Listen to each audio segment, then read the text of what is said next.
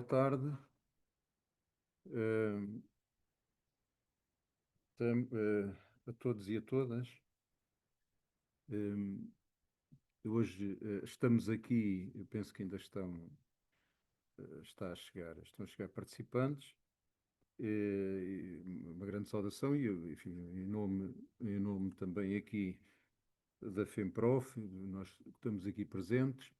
Eh, Nós vamos, enfim, começar. Aliás, este, como sabem, é um compromisso sempre, é um compromisso da FEMPROF de um plenário, em que explica aos professores, que fala com os professores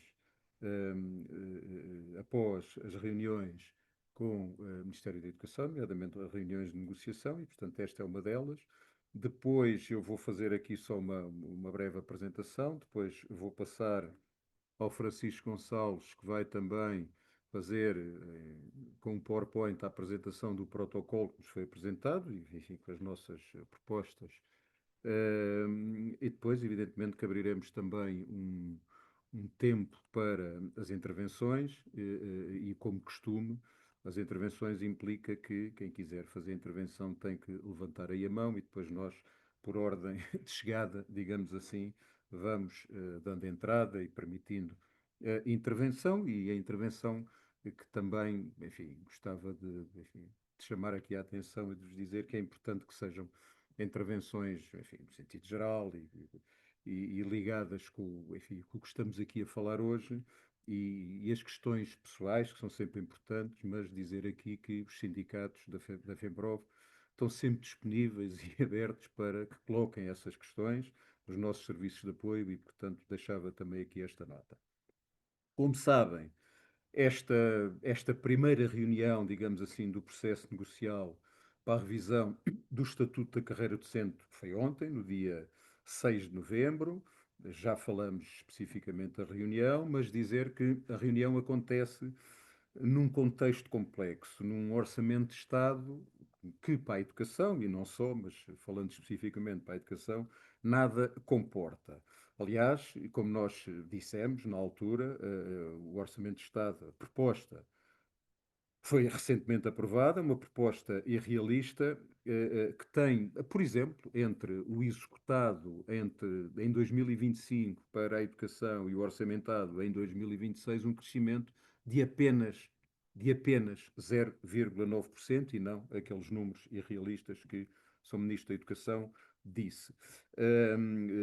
Aliás, não os tais 3,5% que na apresentação o próprio Ministro, aqui há dias na Assembleia da República, disse o que é falso. E, se ser assim, tinha que se lhe perguntar onde é que estão, por exemplo, os 250, cerca de 252 milhões de euros não realizados pelo executado em 2025, aliás, pelo que faltou executar em relação ao que estava orçamentado. Mas mesmo na despesa com o pessoal, os tais 3,5% de aumento enfim, que foram divulgados.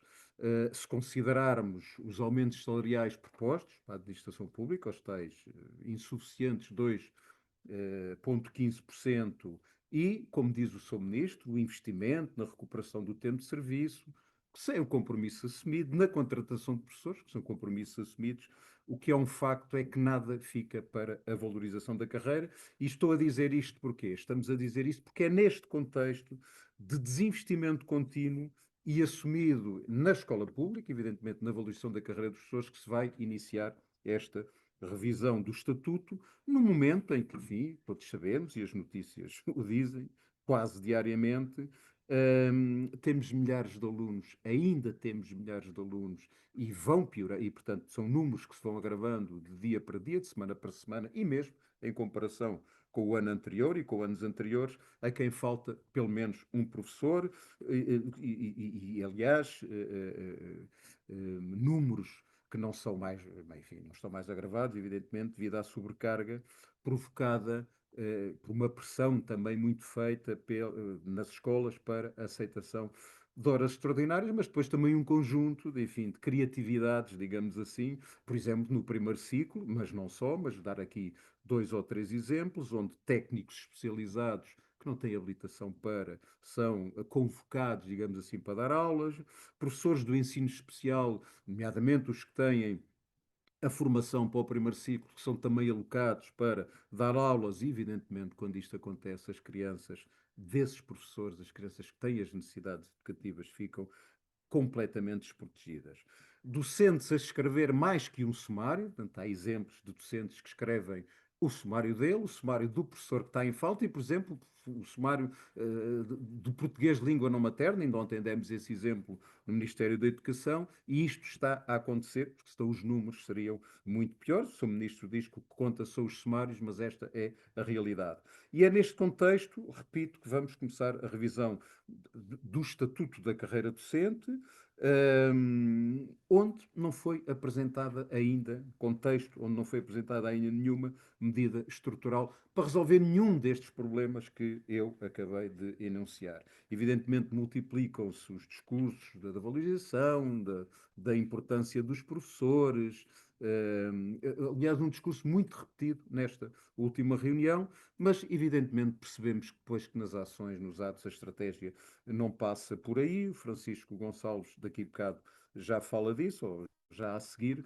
Já agora dizer também, antes de passarmos propriamente ao protocolo, que colocámos também nesta reunião um conjunto de questões, que é normal fazermos sempre, enfim, provavelmente muitas outras ficaram por colocar, mas que nos pareceram, enfim, para já mais pertinentes, enfim, de alguma intervenção que tinha que ser feita. Enfim, as notas são sempre tomadas, depois não sabemos se aquilo resulta ou se, até porque não obtivemos resposta, apenas uma.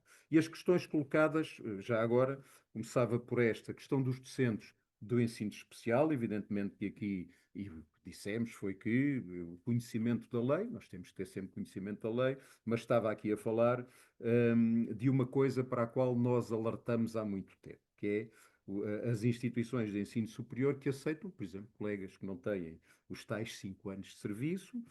Nós temos outra defesa, defendemos que são os 3 anos, quer dizer, não defendemos que não, enfim, não se tenha tempo de serviço nem experiência de atividade docente pedagógica para ter uma especialização. De qualquer forma, estes professores, enfim, algumas instituições de ensino, de ensino superior aceitavam estes professores, eles eram aceitos no concurso, vincularam, muitos deles, 910 até com 0 dias de serviço, e portanto o que dissemos ali ontem, não rejeitando a responsabilidade, enfim, que todos nós temos, ou que estes professores tiveram disso, mas há aqui também, enfim, uma partilha de culpas, digamos assim, que tem que ser considerada, e dissemos isso. Depois também os docentes que vincularam com a habilitação própria, outra questão. No último concurso extraordinário, o último concurso de vinculação, né, extraordinário, que entretanto, no último do ano passado, que entretanto fizeram a profissionalização noutro grupo de recrutamento, nós até demos exemplos de um professor que vinculou no grupo 200 e depois acabou por profissionalizar no 420, e a questão que se colocou foi em próximos concursos internos, o que é que vai acontecer, se estes professores, para concorrerem ao grupo que, entretanto, onde, entretanto, se profissionalizaram, se têm, como é que fazem, se de facto têm que pedir exoneração. Identificámos vários casos e pedimos também para que esta situação fosse clarificada. Outra coisa, enfim, outras duas questões aqui que têm a ver com um grupo específico de professores, nomeadamente das escolas artísticas António Arroz e Soares dos Reis, que são docentes do ensino artístico especializado, das artes visuais, dos audiovisuais, que vincularam, mas que continuam sem grupo de recrutamento. Qual era o ponto da situação? Mas também nestas escolas, não só, mas especialmente nestas, técnicos especializados para a formação que fazem, porque dão aulas, não é? Mas que não têm a mesma igualdade de tratamento, por exemplo, não têm também grupo de recrutamento, nem sequer têm direito à vinculação, nem, por exemplo, subsídio de deslocação. A outra questão que colocámos foi da Universidade Aberta. Esta é uma questão também muito importante.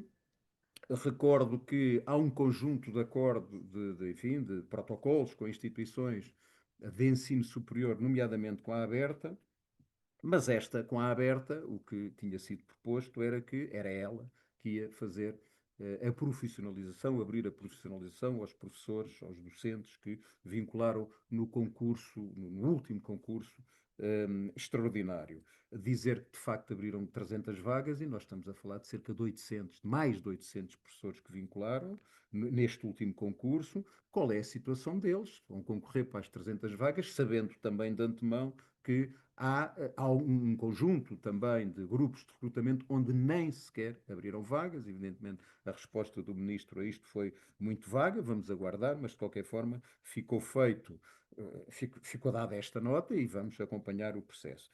E outra questão também muito importante, a recuperação do tempo de serviço. Neste momento, após a recuperação, após, enfim, a conclusão da suposta negociação, e nós gostava de dar aqui a destaque para a questão da recuperação do tempo de serviço, foi criada uma, enfim, uma comissão de acompanhamento que reunia com alguma regularidade, no sentido de tentar, enfim, detectar erros, enfim, situações mais esquisitas nas escolas e estas reuniões regulares permitiam ultrapassar. Essas reuniões deixaram de acontecer e nós temos exemplos, e chegam-nos muitos exemplos, deixaram de acontecer e a partir desse momento não há prazos definidos, por exemplo, para o lançamento e para a confirmação de dados e temos já inúmeros colegas que não progrediram e que já deviam ter progredido. E, portanto, qual é a situação? Como é que vão tentar resolver esta situação? Outro tema, outro assunto que nos, enfim, também é muito importante é aquele, porque isto está ligado também muito às condições de trabalho nas escolas. Sabe? Uma nota informativa da DGAI, da ainda DGAI, a existente DGAI, que está prestes a ser extinta, penso que já saiu o despacho, a nota, enfim, que a extingue entretanto, mas essa nota informativa considerava, e muito bem, que o apoio pedagógico individualizado é isso mesmo, é o apoio dado a um aluno, Ahm, o apoio pedagógico dado a mais que um aluno teria que ser considerado componente letiva. Isso estava muito claro. Há escolas que, infelizmente, continuam a não ter este procedimento e, portanto, normalmente que o fazem na componente não letiva e nas reduções do 79 do que demos e dissemos ao Ministério da Educação, há esse reconhecimento, mas é importante dar esta indicação às escolas, esta clara indicação às escolas para que de facto seja cumprido, porque há muitas escolas que ainda não estão a fazer e nós sabemos, enfim, as consequências que isto tem nos horários de trabalho dos professores. É outra questão que também para nós é muito importante, é a forma de cálculo das horas extraordinárias. E essa é enfim, é um conjunto de diligências que há muito tempo tem sido efetuado pela FEMPROF, no sentido de dizer às escolas, dizer ao Ministério da Educação, dizer, enfim, à própria Inspeção-Geral da Educação e Finanças, que o cálculo das horas extraordinárias tem que estar no respeito pelo que diz a lei, pelas 22 ou 25 horas e não pelas 35, que era o que estava a acontecer na esmagadora maioria das escolas. Esse reconhecimento foi feito até por um acordo recente que saiu e que está a ser divulgado nas escolas. É positivo, portanto, uma minuta de acordo, onde remete para o que diz a lei, cálculo da hora extraordinária, é como nós sempre dissemos, e como nós dissemos e como diz a lei, mas dissemos ao Ministério da Educação que era importante esse reforço junto das escolas, porque, mais uma vez, as escolas, ou algumas delas, continuam a não cumprir enfim, este reconhecimento foi feito, esta nota.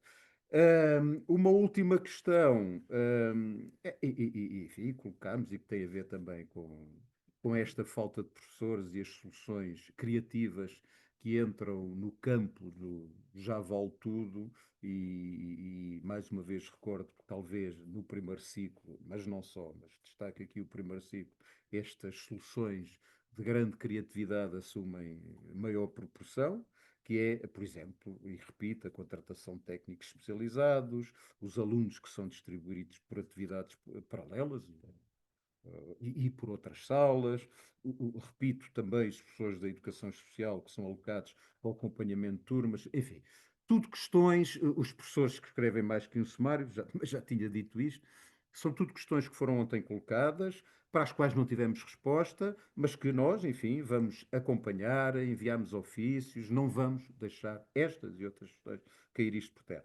Bom, mas para já, o assunto específico da reunião, a questão do protocolo para o início desta negociação, e eu passo já a palavra ao Francisco Gonçalves. Boa tarde. Importa sobre esta questão do protocolo.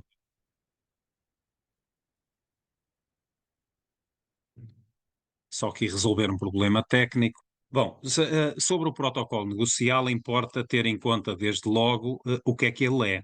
O protocolo negocial é uma espécie de regulamento de funcionamento do processo negocial, é, portanto, um instrumento para este processo negocial de revisão do Estatuto da Carreira Docente, mas o que é a substância, o que vai ser a substância desta negociação, são as matérias que vão ser negociadas e, naturalmente, é o Estatuto de Carreira que sair deste processo de negociação.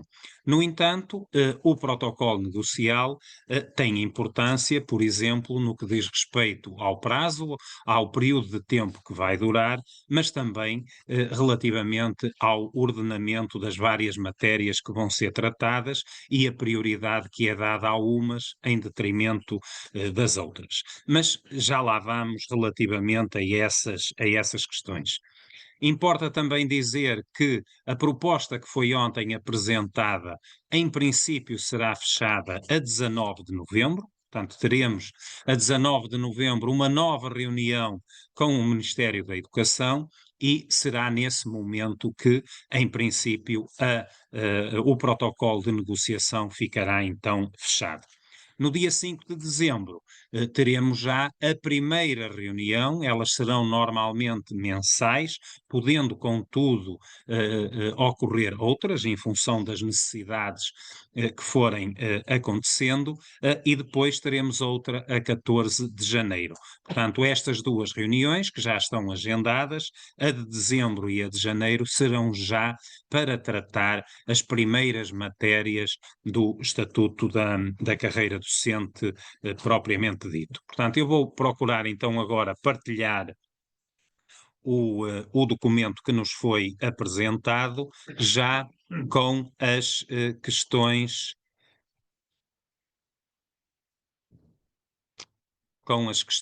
que nós colocamos.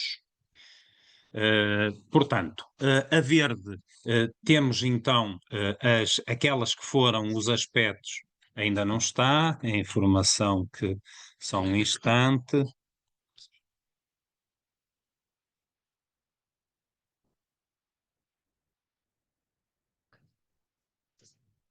Ok, muito bem, já tenho a informação que está.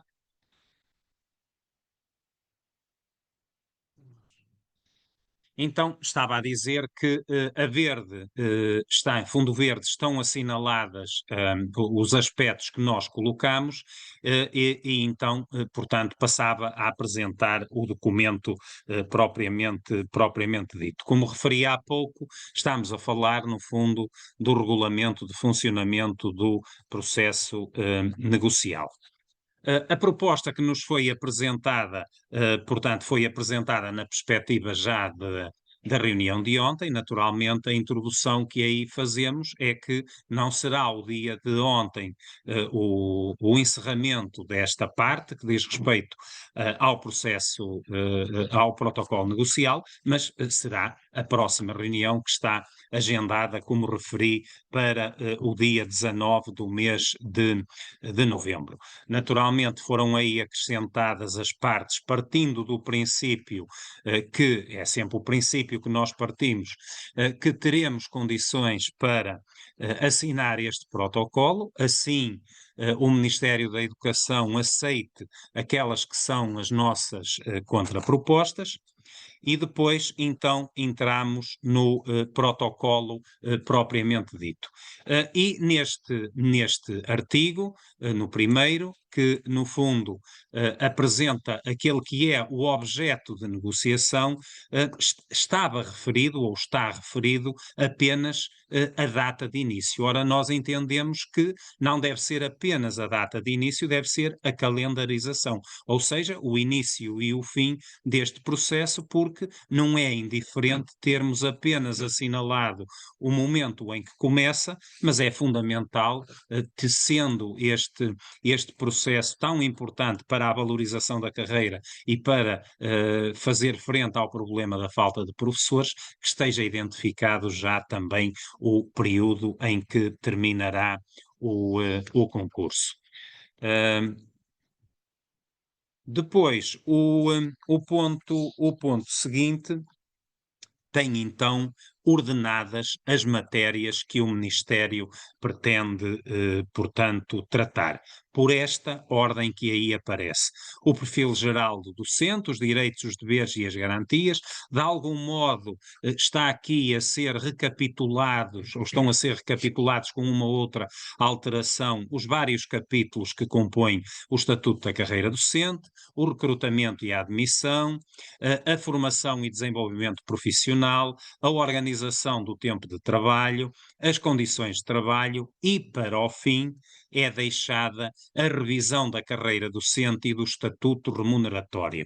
Portanto, e depois o modelo de avaliação de desempenho, ou seja, num certo sentido, aquilo que já acontecia no protocolo negocial que a FENPROF não assinou há cerca de um ano, mas aqui com uma alteração na formulação, onde nós agora lemos revisão da carreira docente e do estatuto remuneratório, de antes lia-se, portanto, a célebre revisão da carreira não revista. E qual é a proposta que nós aqui fazemos? Tal como aconteceu há um ano, é puxar para o início a matéria da revisão da carreira e do estatuto remuneratório e do modelo de avaliação de desempenho docente. Porquê? Porque é um sinal que é dado em matérias que são essenciais.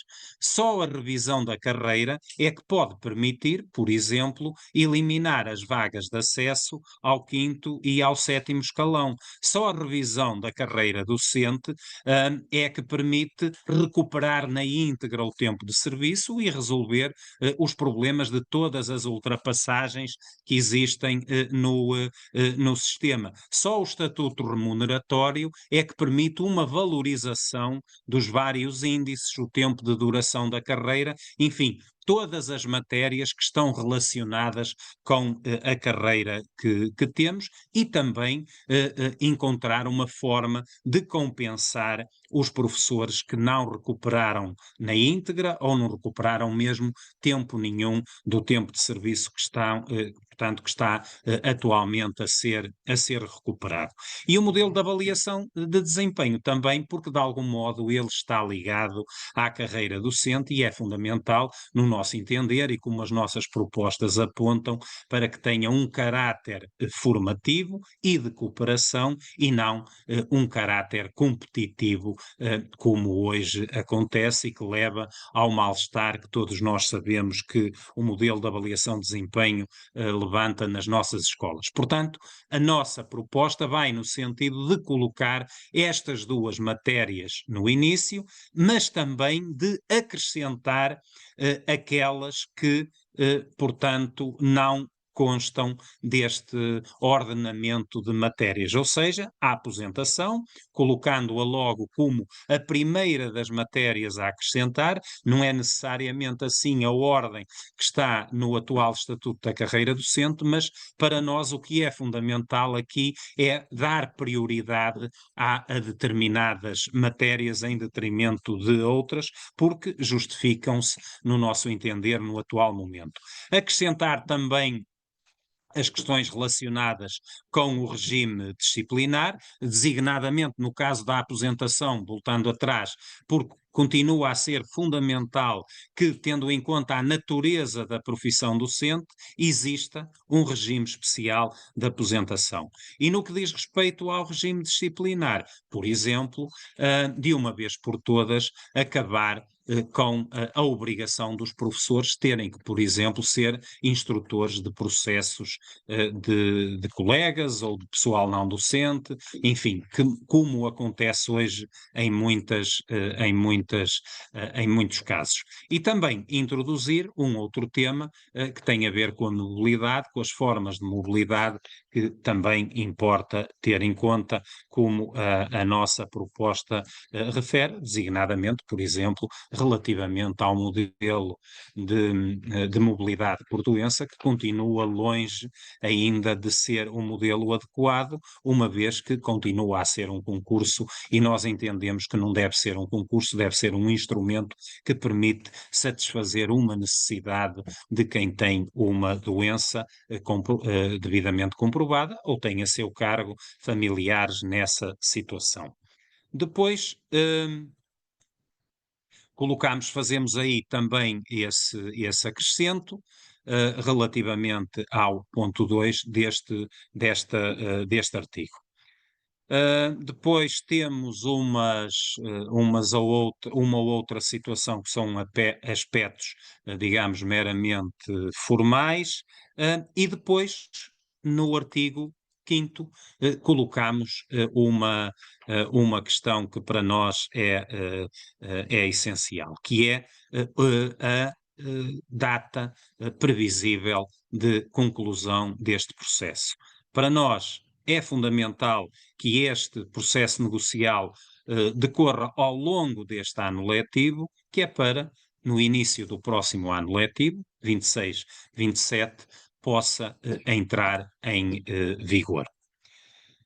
Depois, continuamos com um ou outro aspecto mais formal, não são questões importantes, esta que colocamos no artigo 7º, no seu ponto número 4, essa inclusão é para nós fundamental para evitar aquilo que aconteceu o ano passado, que foi sermos confrontados numa situação de clara falta de respeito para com a FENPROF, um documento já assinado por outras organizações e, no fundo, era-nos colocada esta questão. Bom, o documento assinado é este, vocês assinam ou não assinam? Ora, em nosso entender, e também tendo em conta aquilo que está especificado na Lei Geral de Trabalho em Funções Públicas, no que diz respeito à negociação coletiva, portanto, o que deve acontecer é o Ministério apresentou uma proposta, é esta. Cada organização sindical vai apresentar as suas contrapropostas e depois, ou numa reunião de mesa única, como foi o caso desta, para a apresentação da proposta do Ministério da Educação, ou então em mesas negociais separadas, mas a ocorrerem em simultâneo, de modo a que o Ministério diga quais são as propostas que acolheu e depois cada uma das organizações sindicais, tendo em conta a avaliação que faz daquilo que é colocado, portanto, decide ou não se assina ou não assina, digamos, um acordo, neste caso, o protocolo negocial nesta matéria que estamos então a tratar. Depois, também aspectos formais que colocamos aí, e basicamente foram estes os aspectos que que colocamos aqui agora estou a tentar voltar. Ok, muito bem. Está resolvido. Então, depois de termos apresentado, grosso modo, ao Ministério da Educação estas nossas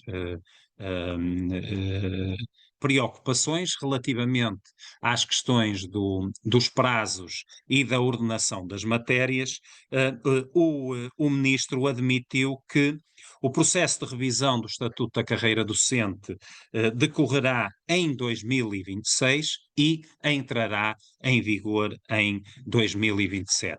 Para além de o ter feito na reunião, hoje encontramos isso em vários órgãos de comunicação social, portanto, essa pretensão do Ministério. No entanto, o Ministério, na reunião, tendo-o admitido, não admite colocá-lo, ou pelo menos na reunião de ontem, assim o referiu, não admite colocá-lo no protocolo de negociação, coisa que nós não entendemos, porque se colocarmos lá que é uma previsão, sendo uma previsão, não tem problema nenhum em ficar registado, não percebemos é porque é que pode ser dito, mas não pode ser escrito. Portanto, é desde logo uma situação que não é muito, não se percebe muito bem. Relativamente ao ordenamento das matérias a negociar, foi também dito pelo ministro que a ordem é para manter, e, portanto, que se referiu, o processo correr ao longo de 2026, não será por aí que há problema.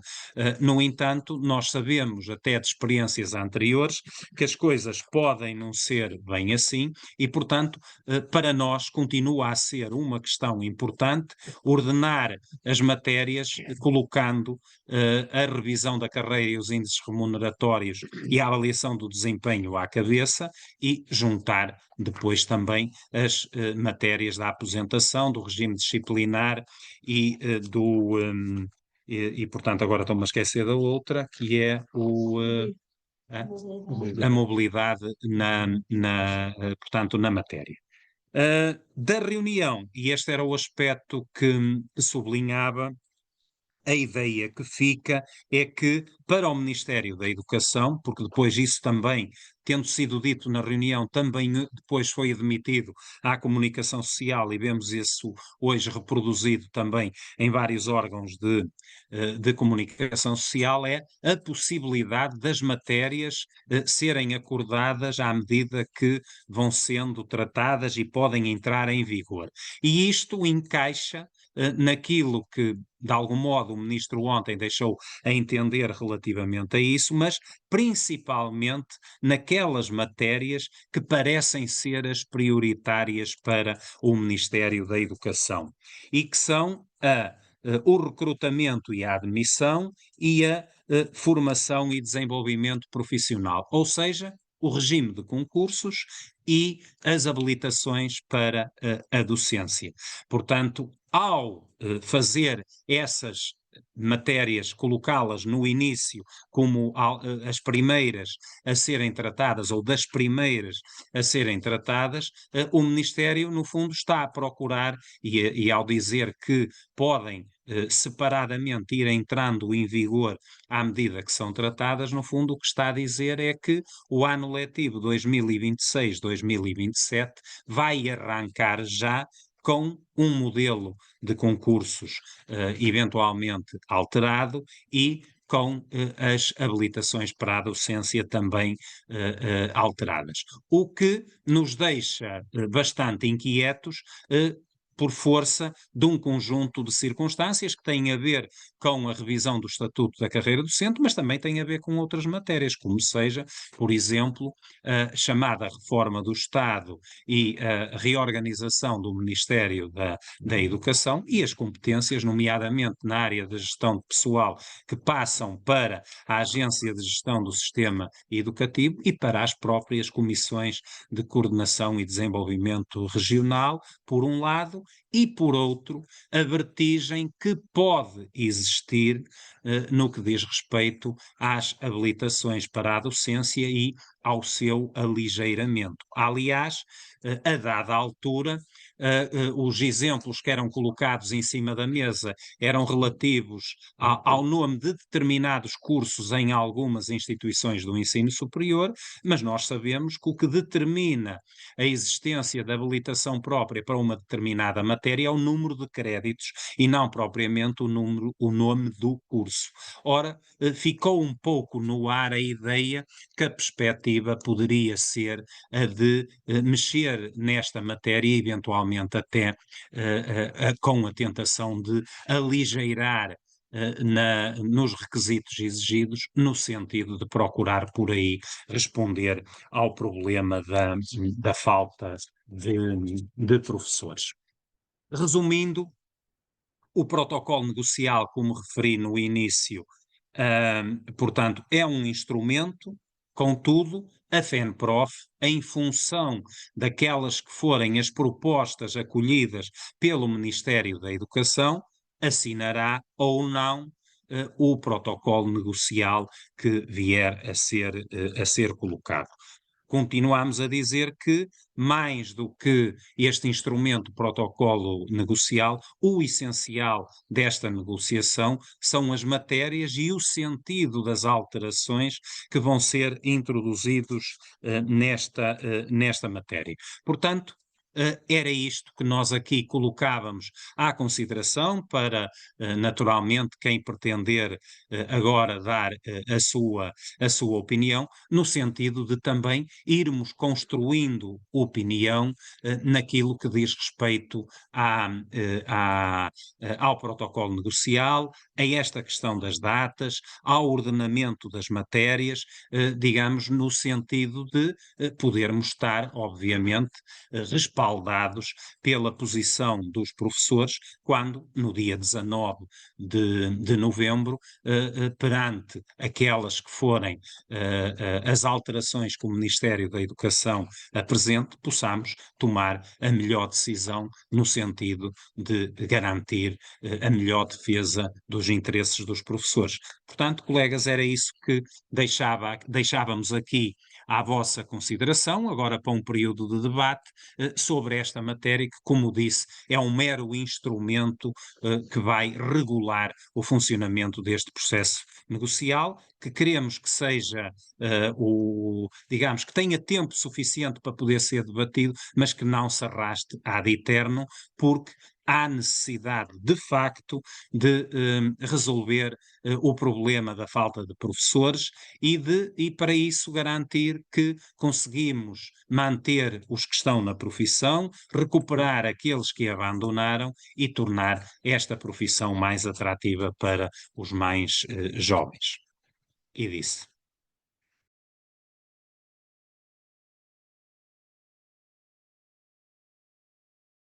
E pronto, e disseste muito bem.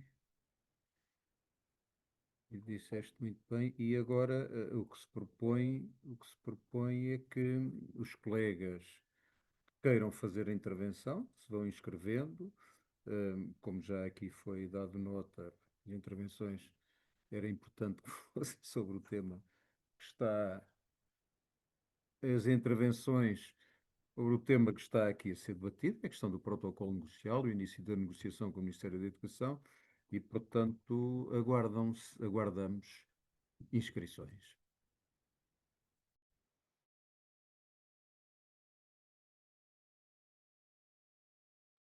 Nós temos aqui a colega Adriana Dias, mas recusou participar. Portanto, vou outra vez enviar o convite.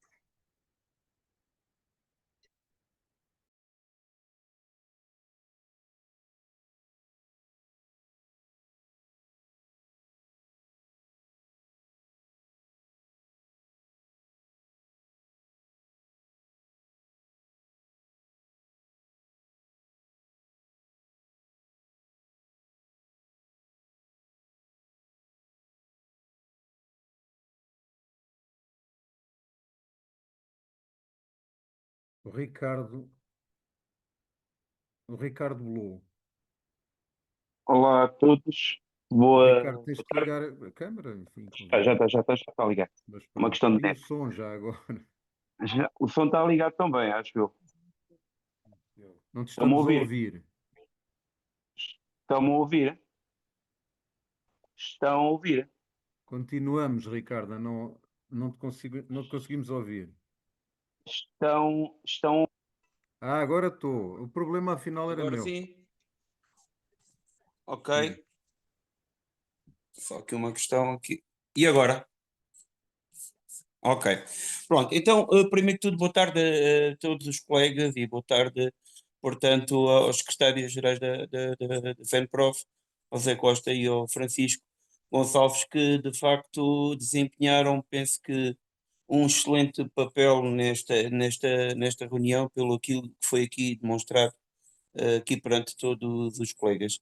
É assim, revejo-me nestas posições que de facto foram aqui chamadas à atenção, nomeadamente este facto da data ter realmente ali não só o início, mas também um horário e um calendário já negocial, desde o início até ao fim portanto, da negociação, e de facto existem aqui pormenores que são de facto bastante importantes, nomeadamente esta questão que a FENPROF colocou aqui sobre portanto, a carreira de docente ser logo um dos primeiros pontos a ser tratado.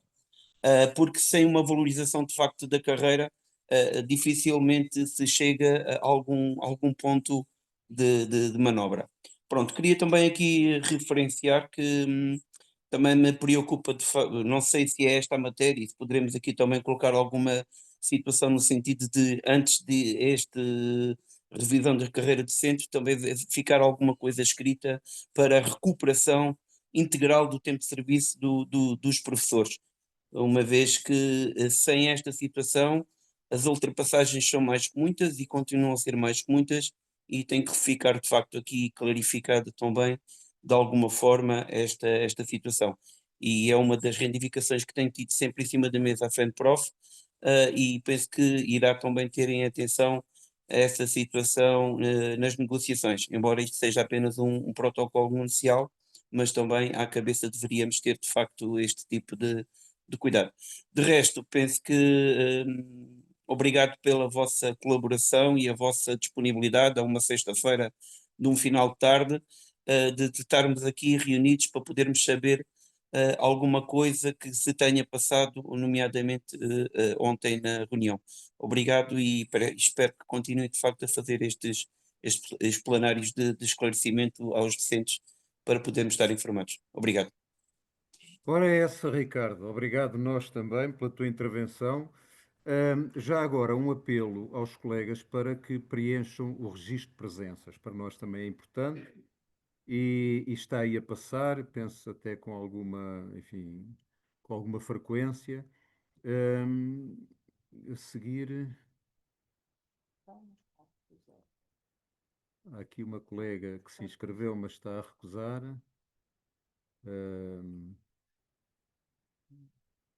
Não há mais ninguém inscrito.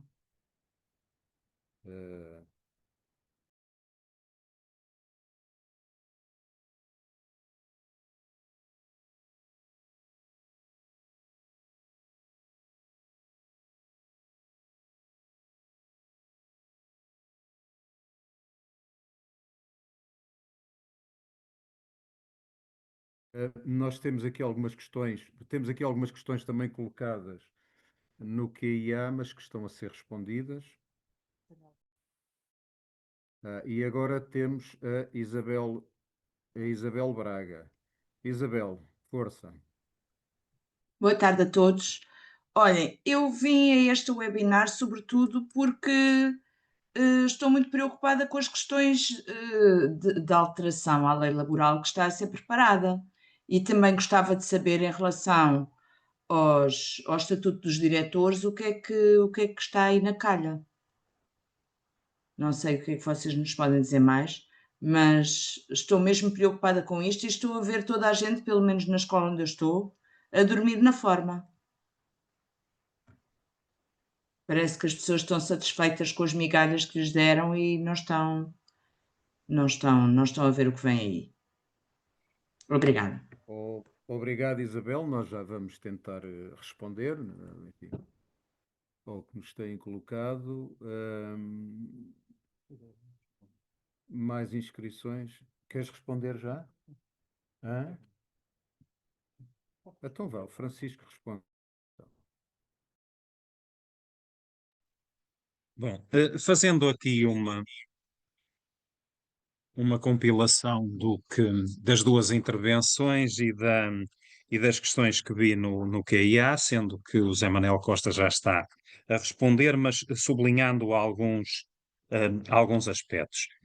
A questão da recuperação integral do tempo de serviço, como referi, faz parte da proposta. Nós temos uma proposta que foi de revisão do Estatuto da Carreira Docente, que foi discutida com os professores, em quase 400 reuniões durante o ano letivo anterior e que tivemos perto de 7.000 professores a participar. Portanto, essa é a nossa base de negociação para as várias matérias. Contudo, nesta reunião não foi para tratar nenhuma dessas matérias, foi para tratar, digamos, o regulamento de funcionamento do processo negocial.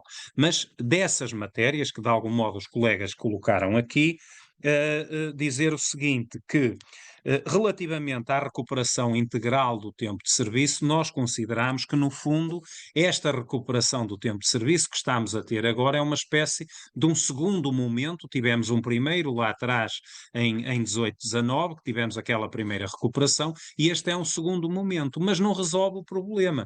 Não resolve o problema porque tem ainda congelamentos para os mais novos, isto é, todos aqueles que não forem abrangidos por não chegarem ao quinto e ao sétimo escalão até 1 de julho de 2027, naturalmente continuam a ter vagas, tendo em conta o estatuto que temos publicado. Portanto, tem que se resolver esse problema.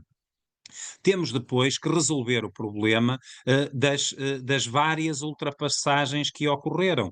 Os professores, por exemplo, que ficaram em lista para aceder ao quinto e ao sétimo escalão e que perderam tempo, por exemplo, se concluíam o tempo em fevereiro, tiveram que esperar até 31 de dezembro, esse tempo não é recuperado neste processo de recuperação do tempo de serviço, não é recuperado também o tempo que se utilizou em lista de espera para melhorar a posição relativa, para aceder ao quinto e ao sétimo escalão, e também não recupera o tempo das chamadas ultrapassagens, isto é, os cerca de 54.000 professores que estavam no primeiro, segundo, terceiro, quarto, quinto escalão em 2018 e que tinham entrado na carreira antes de 2010. E não resolve também o problema, como referi há pouco, e é preciso encontrar uma forma de compensação na aposentação, por exemplo, para aqueles professores que estão no 10º ou no 9º escalão, ou que até já estão aposentados e que não beneficiaram da recuperação do tempo de serviço. Portanto, isso está na nossa proposta, será matéria que nós colocaremos claramente em cima da mesa quando chegar o momento de tratar o assunto carreira. Por isso, nós achamos que no processo negocial o assunto carreira deve ser o primeiro assunto a tratar, porque dará um sinal claro aos professores que o governo está comprometido com a resolução destes problemas. Se isto for deixado para o fim, se o processo se for arrastando, naturalmente que a resolução destes problemas vão sendo adiadas. Depois, relativamente às questões da monodocência, o que nós defendemos é um regime especial de aposentação para os professores. Para a monodocência, nós defendemos exatamente o mesmo que defendemos para os outros ciclos de ensino, isto é, 20 horas de componente letiva, reduções da componente letiva nos exatos termos para todos os setores, da educação pré-escolar ao ensino secundário, e com o tempo do artigo 79 a reverter para a componente individual de trabalho nos exatos termos em que acontece, por exemplo, neste momento na região autónoma dos Açores. Depois, relativamente às questões das leis laborais, o José Feliciano Costa, depois daqui a pouco, quando estiver na fase, digamos, de conclusão deste debate, dará nota disso, da importância da participação dos professores amanhã, designadamente na manifestação, mas também em todas as lutas que, entretanto, venham a a realizar-se nos próximos tempos, porque sabemos que, aliás, corre hoje também na comunicação social, declarações da Ministra do Trabalho a dizer que mal esteja concluído o Orçamento do Estado, que nós já sabemos que vai passar com a abstenção exigente do Partido Socialista, se mais não for, e que esse pacote laboral entrará na Assembleia da República e que, portanto, será discutido na Assembleia da República e eventualmente aprovado à direita do governo. Mas daqui a pouco o Zé Costa dará nota disso, mas é fundamental a nossa participação nessa questão. Relativamente à questão dos diretores, o que sabemos é aquilo que está no programa do governo, que o Ministério pretende criar o estatuto do diretor e que esse diretor terá funções cada vez mais de gestor do que propriamente de diretor, nos termos em que nós conhecemos hoje, apesar de tudo, o próprio modelo. Se o modelo atual não, digamos, não é. Tem grandes falhas no que diz respeito à democracia, por certo, com a criação do Estatuto do Diretor, as coisas não ficarão melhor, ficarão até ainda pior do que hoje acontece. E, portanto, era isto das questões que foram sendo colocadas, era isto.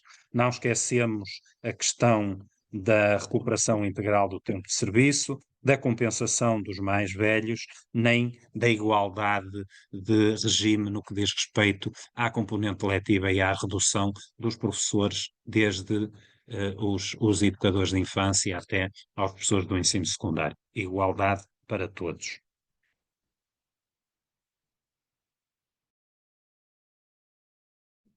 Sim, ok. Mas espera aí. Ok, obrigado. Estás-me a ouvir, Sofia? Então, olha, obrigado, o Francisco, também és tu que vais entrar agora. Boa noite, Zé, boa Força. noite, Francisco, e boa noite a todos os colegas. Eu queria dizer duas coisas. Primeiro, em relação à questão da educação especial, isto é uma coisa cíclica.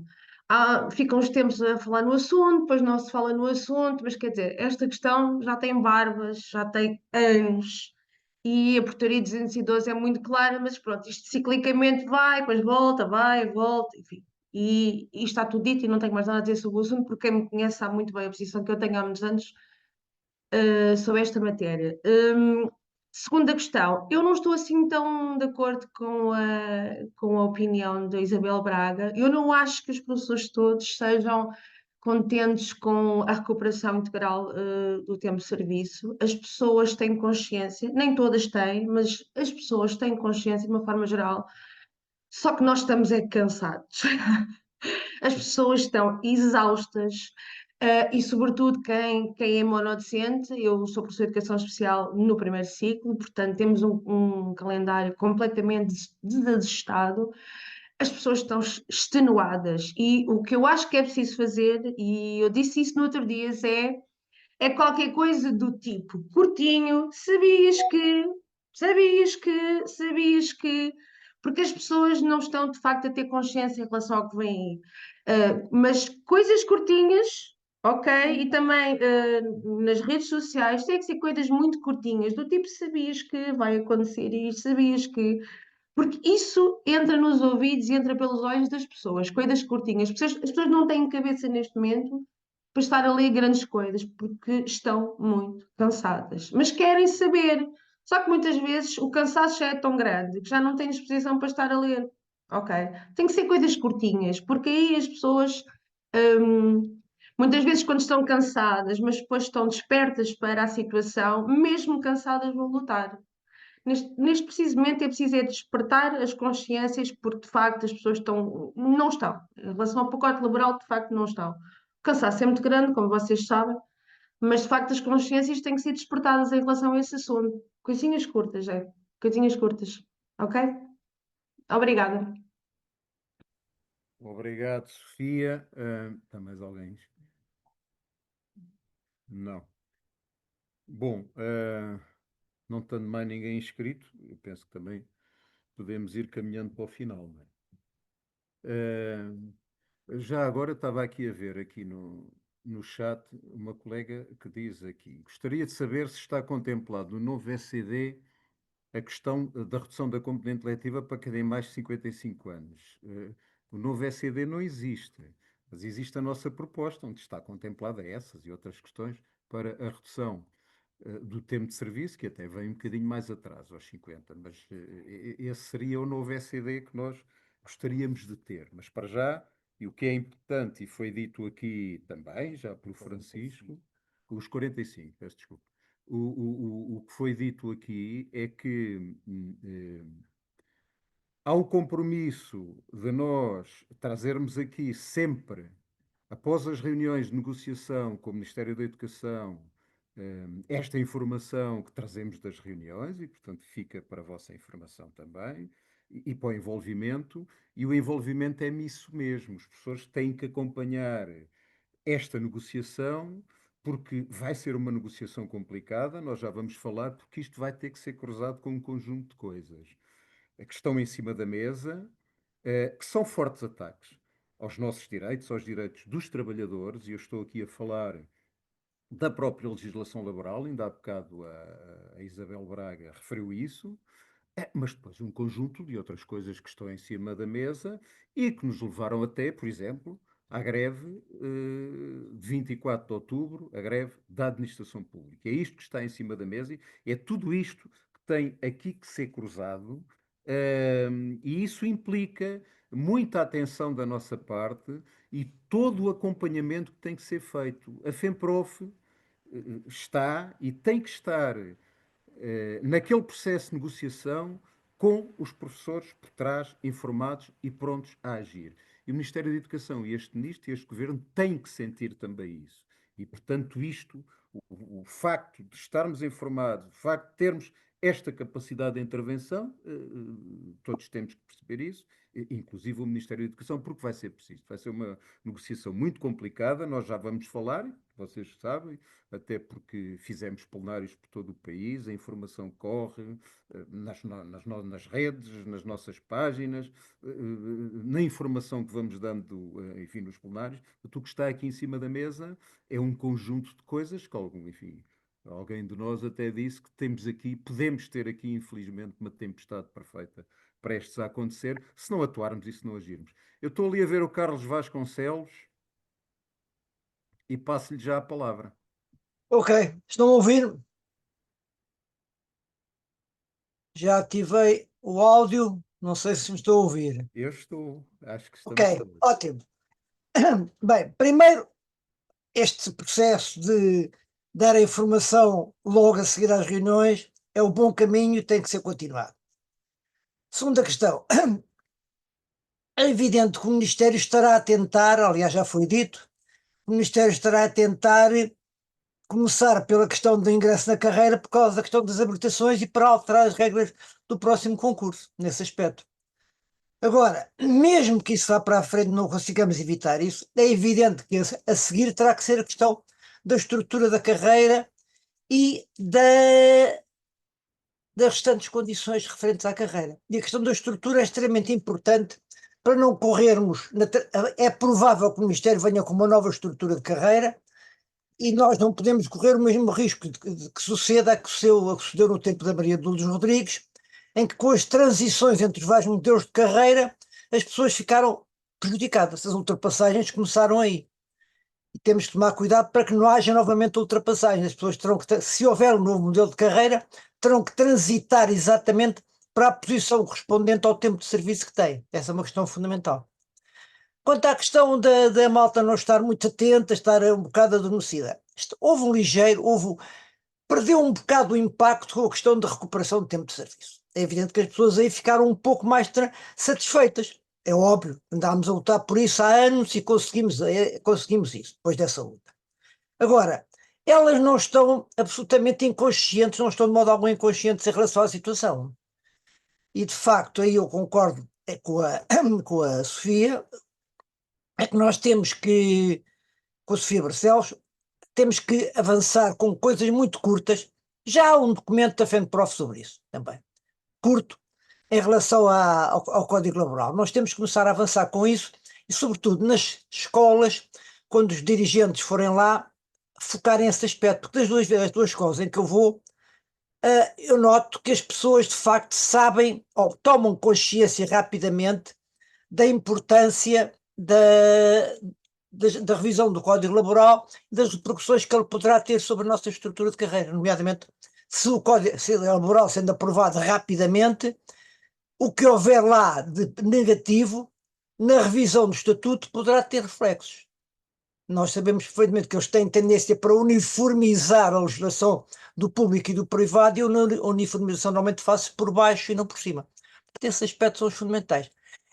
Continuar a manter este tipo de reuniões, e quando se chegar à altura de um acordo final com o Ministério, para além da mesa negocial única, isso é um princípio que é fundamental, é também submeter à ratificação democrática dos professores o que for obtido. E pronto, obrigado. Obrigado, Vasconcelos.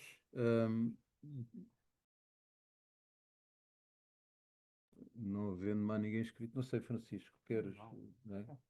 Pronto, colegas, então, caminhando para o final, já agora, pronto, enfim, há aqui umas questões do chat, mas entretanto vão sendo respondidas aqui por quem está por aqui também. Ok. Nós temos aqui em cima da mesa, enfim, um conjunto de coisas e o Carlos Vasconcelos falou delas e que tem que se cruzar aqui, não é? Nós temos que fazer este cruzamento. E eu vou começar pela.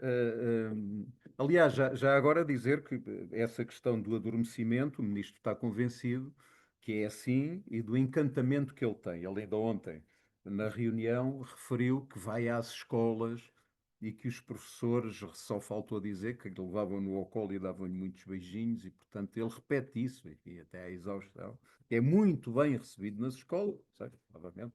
Em algumas será assim, outras acredito que não, mas de qualquer forma, não acredito que os professores estejam adormecidos, como eu, as pessoas percebem também e vão começando a perceber o que está a acontecer, e já agora dizer que as centenas de plenários que fizemos a semana passada e que estamos a fazer e que continuamos a fazer por todo o país, dizem-nos de facto que há cada vez uma maior percepção dos professores, porque vão aos plenários e vão passando a palavra do que está em cima da mesa. Por exemplo, esta questão da agência, e a agência ontem, e agora recordar-me aqui que o diretor da agência é também alguém que agora, a personalidade, que vai sempre a estas reuniões, e que ontem, na intervenção que fez da agência, nós ficamos com a sensação que a agência vai resolver tudo. Todos os problemas da educação serão resolvidos pela agência. O ministro tem este discurso e o diretor da agência tem também este discurso. Mas esta agência, e já agora dizer, tem um mapa de pessoal, isto está na lei, integrado por trabalhadores, isto depois é uma transferência que eles quererão fazer também para nós. Funcionarão com um sistema de incentivos por desempenho atribuído em função da melhoria do serviço prestado por esta entidade. Quanto melhor serviço prestar,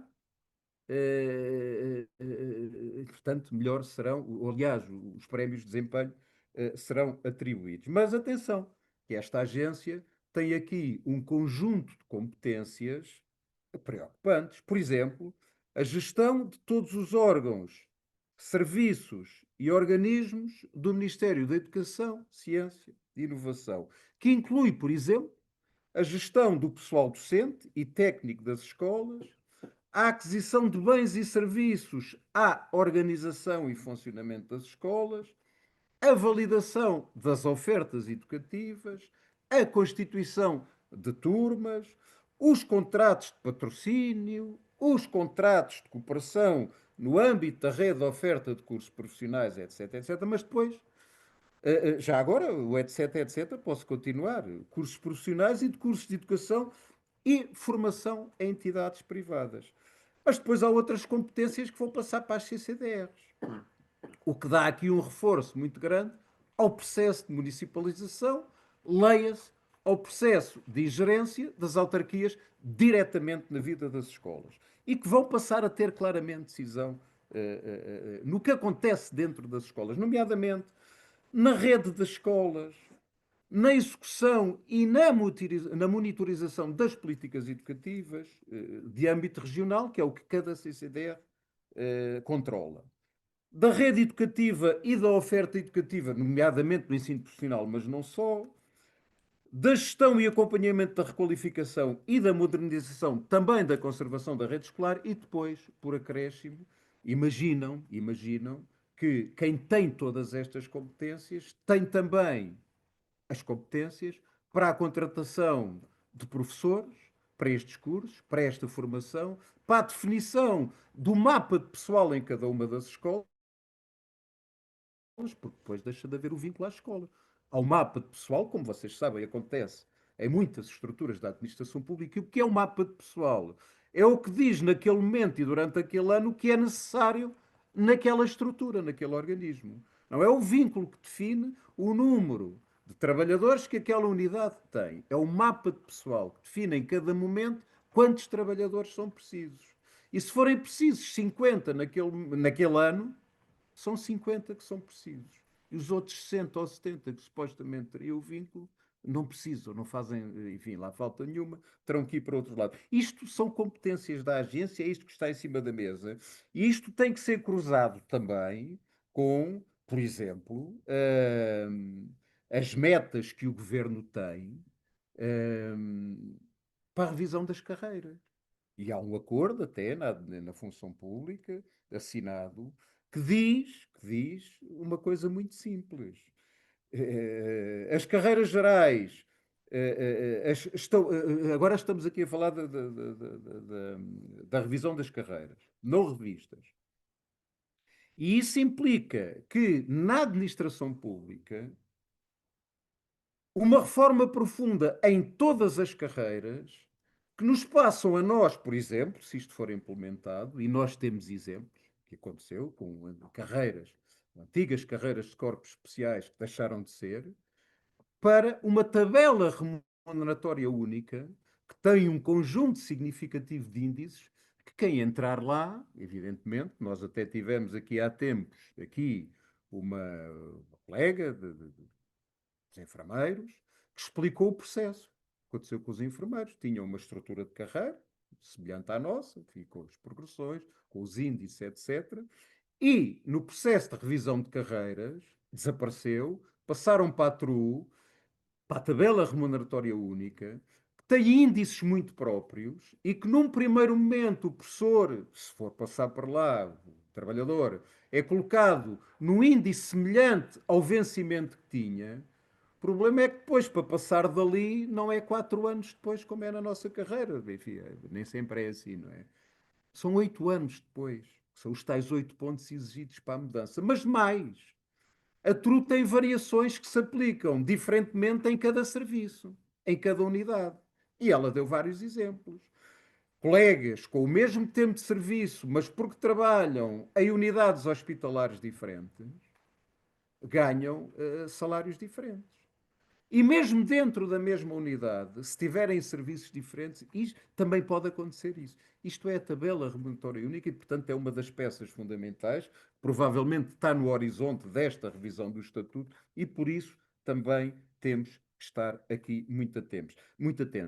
A outra questão é o Código de Trabalho, chamada a revisão da legislação laboral, tem um nome pomposo chamado Trabalho 21, que é o nome dado ao dito, que é um nome moderno, mas é um nome moderno para uma coisa que, se for aplicada, implica um recuo para aí de 200 anos, não é? E, portanto, é Trabalho 21, eu chamaria-lhe para aí Trabalho 18, século XVIII, ou Trabalho 19, e atenção, porque isto não é com os outros. Isto não é com os outros. E nós temos esse exemplo.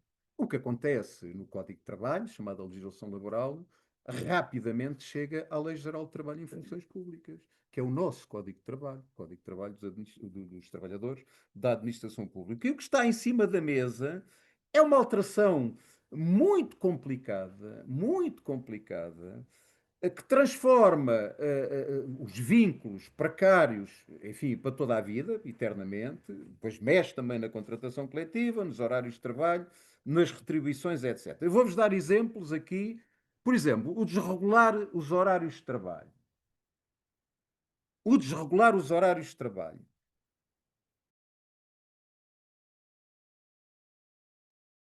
Desculpem, às vezes há problemas técnicos. O desregular os horários de trabalho. Eu vou-vos dar o exemplo do banco de horas, que é uma coisa que se pretende aqui aprofundar, e quando digo aprofundar, digo agravar claramente. O banco de horas, para quem não se lembra, enfim, algumas escolas com alguma criatividade já utilizavam os bancos de horas. Tentavam utilizar os bancos de horas. Não sei se lembram daqueles tempos dos 45 e dos 50, e o tempo que sobrava. Se não conseguisses nesta semana, ia para outra. Mas em 2006 ou 2007, no processo de revisão do Estatuto, nos tempos de Maria de Lourdes Rodrigues, isso esteve em cima da mesa. A questão do banco de horas, depois não houve condições políticas, enfim, para a aplicação, mas esteve em cima da mesa. Imaginem o banco de horas aplicado à carreira dos professores, onde até foi mencionada a possibilidade, por exemplo, na componente letiva ou na componente não letiva, no horário de trabalho, em que eu não cumpro a componente letiva numa semana, por razões que não me são, ou que podem ser imputáveis a mim, uma doença, um problema qualquer, ou outras que não me são imputáveis a mim, porque a escola fecha, porque há uma atividade qualquer e os alunos não têm, e essas horas passam para a semana seguinte. Isso é o banco de horas. Isso rapidamente se aplica aos professores, se for aprovado. Está aqui o agravamento neste Código de Trabalho. A questão da precariedade. A questão da precariedade é importante dizer isto, até porque enfim, a carreira docente, ou enfim, os docentes ainda é um grupo profissional, no superior, então isso ainda atinge maiores proporções, mas o nosso também, que tem índices de precariedade muito elevados. Atenção. Apesar de tudo, e estes concursos, aliás, quando o ministro fala no vinculei 7.000 e vinculei 5.000, ele vinculou porque há mecanismos que o obrigam a fazer isso. Não é porque nas escolas, para necessidades que são efetivas, de trabalho, tenha a abertura de lugares de quadro. Não é por causa disso. É porque há dois mecanismos, pelo menos dois mecanismos de vinculação que permitem que as pessoas vinculem, e vocês conhecem-nos. Norma Travão, nós falámos disto nos plenários, todos nós, enfim, Norma Travão e a chamada vinculação dinâmica. Mas isso acontece porque há uma pressão muito grande da União, houve uma pressão, enfim, com a ameaça de sanções ao Estado português, da União Europeia. E isso acontece, é um trabalho que a FEMPROF fez e teve durante muitos anos de insistência, além de todas as iniciativas que se fez com os contratados, mas que teve de grande insistência e conseguiu-se ao fim de alguns anos que, enfim, fosse emitida uma diretiva nesse sentido. Mas sabem qual foi a referência dessa diretiva? O que é que acontece no setor privado?